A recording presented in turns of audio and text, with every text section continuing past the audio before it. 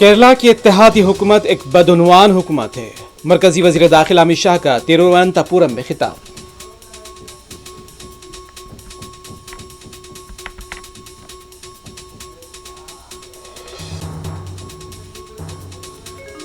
हमें हिंदुस्तानी अफवाज की कार्रवाई पर फख्र है, लेकिन मसूद अजहर, हाफिज सईद जैसे इंतहा पसंद आज भी आज़ाद घूम रहे हैं। कांग्रेस लीडर प्रमोद तिवारी ने ऑपरेशन सिंदूर से मुतालिक अजीत डोवाल के बयान पर दिया रद्द-ए-अमल।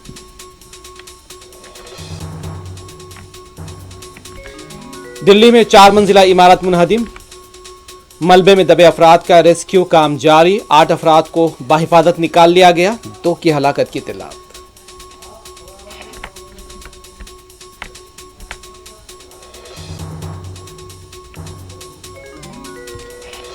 तेलंगाना के $3 ट्रिलियन की मईशत के लिए अमरीकी ताउन जरूरी। वजीर आला रेवंत रेड्डी का हैदराबाद में मुनक़िद अमरीकी यौम आज़ादी तकारीब से खिताब।